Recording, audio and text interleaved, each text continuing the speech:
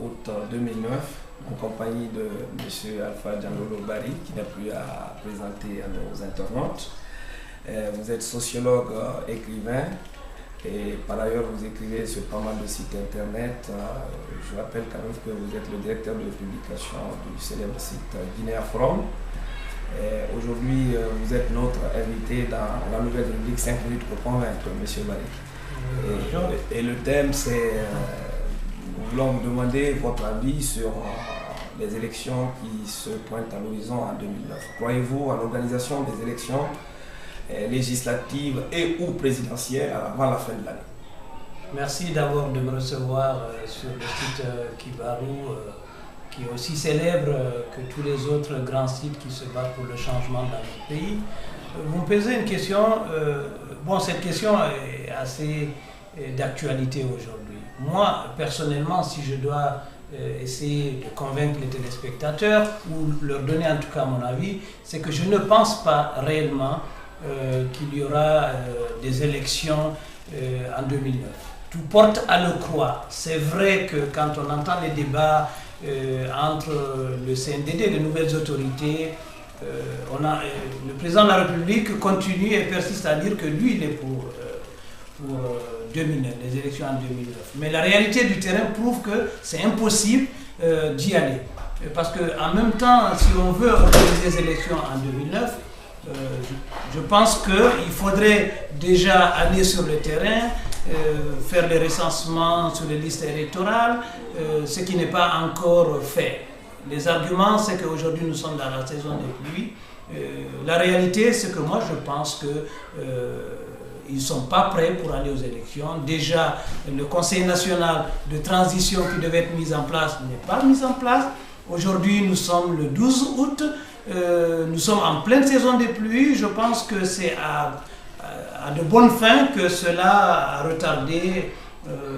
On parle de 15 milliards pour organiser des élections. Je ne pense pas que ce soit 15 milliards et 15 milliards qu'on va organiser des élections. Sur le terrain, il est impossible dans des endroits où il n'y a pas d'eau et d'électricité, parce que je pense que les kits sont des kits numériques. Ouais. Donc c'est impossible, à moins d'organiser des élections avec la moitié du collège électoral, ce qui est impossible. Mais pour l'instant, pour le moment, on dit qu'il y a quand même 79% de taux de recensement.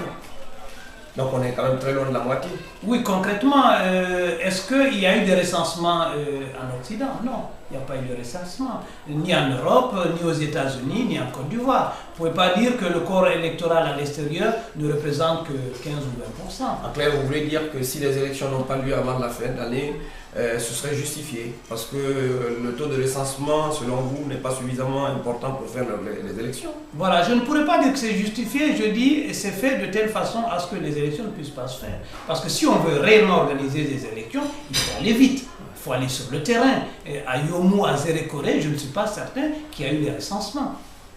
Et quand on écoute certains médias, on sent bien que quand on voit qu'il y a des villes, des petites villes qui ont plus de population que des grandes villes comme Cancan ou Labé, il y a aussi là de la contradiction. Je ne pense pas, je ne crois pas du tout, je ne pense pas que ça peut être un problème pour la Guinée si c'est transparent. Je pense que les autorités qui sont en place aujourd'hui doivent clairement dire: nous n'avons pas la possibilité d'organiser des élections en 89.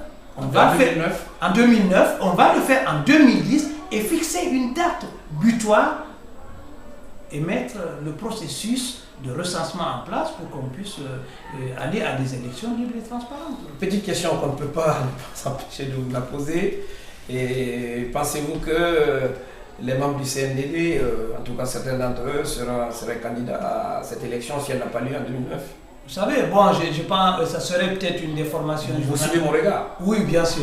Ça serait peut-être une déformation journalistique que de le dire. Mais moi, j'ai entendu dire, et ça, je le dis au conditionnel, et que le CNDD a déjà créé un parti politique. Oui, mais moi, je parle de candidat à l'élection présidentielle. Oui, bien sûr. Quand on écoute le président Dadis, avec toute la bonne foi qu'il peut avoir ou pas, il dit: je ne me présenterai pas aux élections en 2009. Ça veut dire qu'en 2010, il y a toutes les possibilités pour qu'il se présente. Pourquoi je le dis? Vous avez bien vu les altercations qu'il y a eu entre lui et l'ambassadeur d'Allemagne. Quand l'autre lui a dit, bon, si vous ne vous présentez pas en 2009, ça veut dire en 2010 vous serez candidat. Mais il est rentré dans une colère, ça montre quelque part que certainement il se prépare pour 2010. Mais s'il le veut, il n'a qu'à le dire clairement. Et dans ces conditions, si tel devait être le cas, en un mot, qu'est-ce qui se passerait? Moi, je pense que rien ne se passerait. S'il veut être candidat aux prochaines élections, ça je m'adresse à Dadis là directement, qu'il laisse tomber la tenue, qu'il se met en ordre de bataille dans un parti politique, mais qu'on puisse d'abord mettre les institutions viables et inviolables pour qu'il ne puisse pas se servir de cette constitution pour être élu. Merci, monsieur. C'est moi qui vous remercie.